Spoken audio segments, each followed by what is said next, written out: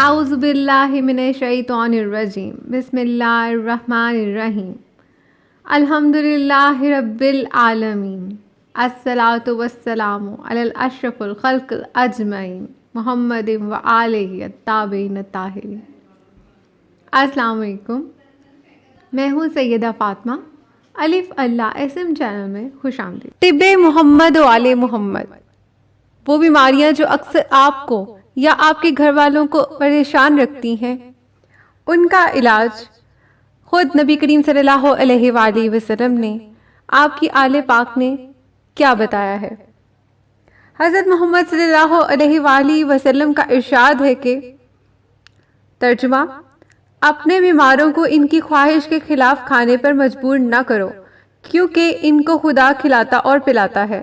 بیمار کو غذا سے پرہیز طبیعت کے خدمات میں سے بڑی خدمت ہے، اس لیے کہ وہ مواد فاسد جو جسم میں جم کر بیماری کا باعث بنا ہے، وہ کھانا نہ کھانے کی وجہ سے جل کر فنا ہو جاتا ہے۔ معدہ ضعیف میں ثقیل غذا ہرگز نہ لیں، یعنی کہ وہ غذا جس کا ہضم ہونا آسان نہیں ہے۔ جب آپ کا معدہ خراب ہے تو وہ غذا ہرگز نہ کھائیں۔ غذا ہضم نہیں ہوگی تو وہ اس وجہ سے شکم میں سڑ کر مختلف مہلک امراض جیسا کہ سرطان وغیرہ کا سبب بن سکتی ہے، اور اکثر و بیشتر امراض زیادہ غذا کھانے سے پیدا ہوتے ہیں۔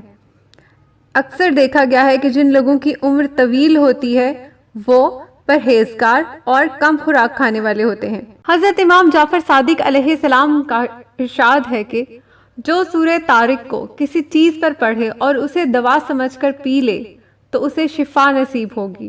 ایک اور جگہ حضرت امام جعفر صادق علیہ السلام فرماتے ہیں کہ جو سورہ احقاف کو لکھ کر دھوئے اور اس کا پانی تکلیف کی جگہ پر لگائے تو خدا کے حکم سے ہر مرض ختم ہو جائے گا اور اسے شفا نصیب ہوگی۔ حضرت امام جعفر صادق کا ایک اور قول علامہ برقی نے کتاب محاسن میں نقل کیا ہے کہ امیر المومنین علیہ السلام فرماتے ہیں کہ ہم اہل بیت اطہار علیہ السلام کا ذکر روح اور جسمانی بیماریوں کے لیے شفا ہے اور شیطانی وسوسوں سے بچاؤ کا سبب ہے۔ حضرت محمد صلی اللہ علیہ وآلہ وسلم کا ارشاد ہے کہ جو سورہ زخرف کو لکھ کر اس کا پانی پیے تو کسی بیماری میں اسے دوا استعمال کرنے کی حاجت نہ ہوگی۔ ایک اور جگہ حضور پاک صلی اللہ علیہ وآلہ وسلم نے فرمایا کہ مریض کے پاس سورہ مجادلہ کی تلاوت اس کے لیے سکون کا باعث ہے۔ طب اہل بیت کے مطابق پرانے امراض کی شفا کے لیے نافلہ صبح اور فجر کی نماز کے دوران 41 بار سورہ الحمد کی تلاوت 41 روز تک کرنے پر تمام پرانے امراض ختم ہو جاتے ہیں۔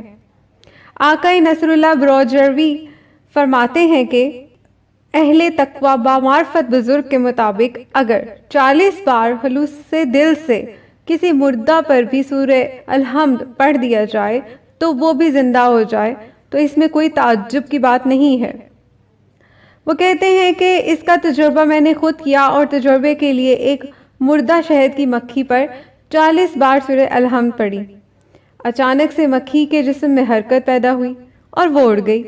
میں مشکوک ہوا اور ایک دوسری شہد کی مردہ مکھی لی، اس کے جسم کے الگ الگ ٹکڑے کیے اور 40 بار سورہ الحمد اس پر پڑھی۔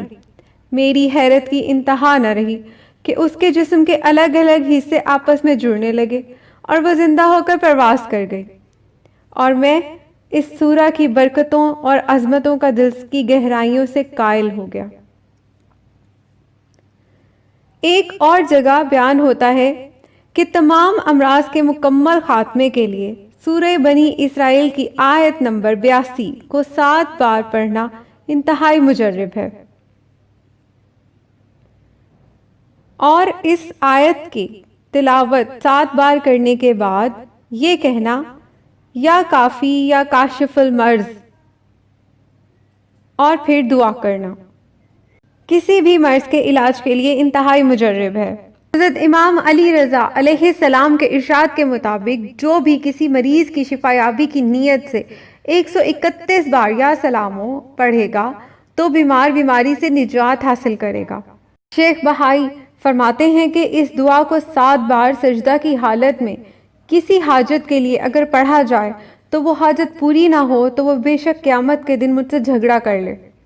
اسی طرح اس دعا کو بیماری کی شفا یابی کے لیے 7 بار سجدہ کی حالت میں پڑھا جائے تو ضرور اسے شفا ملے گی، سوائے اس کے کہ اس کی حتمی موت کا وقت آ چکا ہو۔ اور وہ دعا یہ ہے: لا الہ الا اللہ بعزتک و قدرتک، لا الہ الا اللہ بحقک و حرمتک، لا الہ الا اللہ فرج برحمتک۔ ایک اور جگہ حضرت امام رضا علیہ السلام نے فرمایا، کسی سخت مرض میں اگر ہر روز 110 بار اس میں مبارک یا واحد پڑھ لیا جائے تو سخت بیماری دور ہو جائے گی اور صحت نصیب ہو جائے گی۔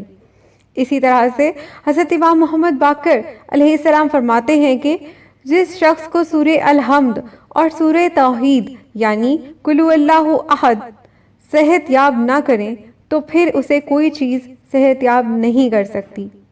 یعنی ان دونوں صورتوں کی تلاوت، ان کو کسی پر دم کرنا یا پانی پر دم کر کے پلانا ہر مرض و بیماری کو دور کرتا ہے، چاہے وہ روحانی ہے یا جسمانی۔ حضرت امام علی رضا علیہ السلام کا ایک اور فرمان ہے کہ ہر طرح کے درد اور بیماری میں اس دعا کو پڑھے، انشاءاللہ شفا یاب ہوگا۔ وہ دعا یہ ہے: وَمُذْهِبُ الدَّاءِ صَلِّ عَلَى مُحَمَّدٍ وَآلِهِ وَأَنزِلْ عَلَى وَجَاءِ الشِّفَاءِ۔ ترجمہ: اے شفا کے نازل کرنے والے اور اے میری بیماری کو دور کرنے والے، رحمت فرما محمد و آل محمد صلاۃ والسلام کا صدقہ اور میرے اس درد کی شفا نازل کر۔ مرحوم نراقی کتاب خزائن میں شیخ صدوق کی کتاب عیون الاخبار الرضا سے نقل کرتے ہیں کہ انہوں نے حدیث کی سند کو ذکر کرنے کے بعد مدرجہ ذیل تحریر کی ہے۔ محدث سید نعمت اللہ جزائری فرماتے ہیں کہ اس حدیث کی سند روایت کا سلسلہ خود روایت ہی میں بیان ہوئی ہے، اور اگر کسی مریض پر یہ سند اور یہ حدیث تلاوت کر دی جائے تو وہ شفا یاب ہو جائے گا، حتیٰ اگر اس کا سلسلہ سند کسی پاگل پر بھی پڑھ دیا جائے تو وہ بھی شفا یاب ہو جائے گا۔ اس کا لوگوں نے بارہا بیماریوں پر تجربہ کیا اور ہمیشہ اس کو نفع بخش پایا ہے۔ وہ سند اور متن حدیث یہ ہے: ان علی ابن موسیٰ رضا، ان موسیٰ ابن جعفر، ان جعفر ابن محمد، ان محمد ابن علی، ان علی ابن الحسین، ان علی ابن ابی طالب، ان نبی، ان جبرائیل، ان اسرافیل، ان میکائیل، ان لوح، ان القلم، قال اللہ عز وجل وَلَا علی ابن ابی طالب حصنی فمن داخل حصنی آمن من عذابی۔ ترجمہ: اللہ فرماتا ہے کہ علی کی ولایت میرا قلعہ ہے، اور جو اس قلعے میں داخل ہو جائے گا وہ عذاب سے امان میں ہوگا۔ طب اہل بیت میں ایک اور واقعہ روایت ہے کہ ایک شخص جو سخت مریض تھا بڑا علاج کروایا مگر شفا یاب نہ ہوا۔ مایوس ہو کر امام جعفر صادق علیہ السلام کی خدمت میں آیا اور دوا طلب کی تو امام علیہ السلام نے فرمایا کہ تم اپنی بیوی سے حق مہر کی تھوڑی سی رقم طلب کرو، پھر اس کی دی ہوئی رقم سے تھوڑا سا شہد خریدو اور شہد میں بارش کا پانی ملا کر اسے استعمال کرو، خدا نے چاہا تو تمہیں صحت نصیب ہوگی۔ اس نے امام علیہ السلام کے اس مشورہ پر عمل کیا اور مکمل تندرست ہو گیا۔ سخت حیران ہوا اور امام علیہ السلام کے بارے میں سوال کیا۔ امام علیہ السلام نے فرمایا کہ اللہ نے قرآن پاک میں فرمایا ہے، سورہ نساء آیت نمبر 9، عورتوں کو ان کا حق مہر خوش دلی سے ادا کرو، اگر وہ اس میں سے تمہیں اپنی خوشی سے دے دیں تو اسے خوشگوار سمجھ کر کھاؤ۔ اور اللہ تعالیٰ نے شہد سے متعلق قرآن پاک میں فرمایا ہے کہ سورہ نحل آیت نمبر 69، اس میں لوگوں کے لیے شفا ہے۔ اور بارش کے متعلق قرآن پاک میں ارشاد ہوا ہے، سورہ کاف آیت نمبر 9، ترجمہ: اور ہم نے آسمان سے بابرکت پانی کو نازل کیا۔ پھر حضرت امام علیہ السلام نے فرمایا، جب تم نے خوشگوار مال سے شفا خریدی اور برکت والے پانی میں اسے ملایا تو وہ نسخہ شفا کا ذریعہ ہوا۔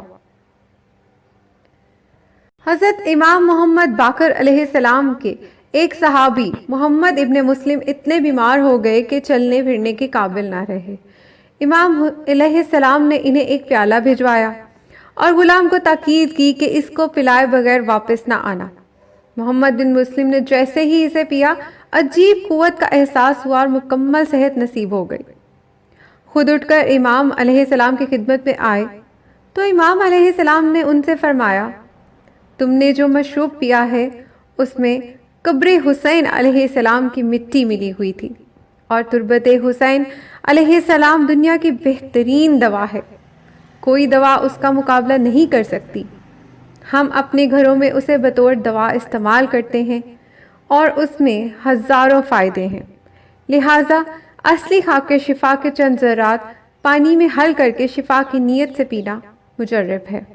حضرت امام علی رضا علیہ السلام کا ارشاد ہے کہ جو بھی کسی مریض کے شفا یابی کی نیت سے 131 بار یا سلاموں پڑھے تو بیمار بیماری سے نجات حاصل کرے گا انشاءاللہ۔ طب محمد و آل محمد کے مزید نسخے جاننے کے لیے ہمارا چینل سبسکرائب کیجئے۔ اگر کوئی سوال ہے یا کسی مرض کا علاج آپ کو طب محمد و آل محمد سے چاہیے تو کمنٹ کیجئے۔ شکریہ۔ الف اللہ ایسم سے، اللہ حافظ۔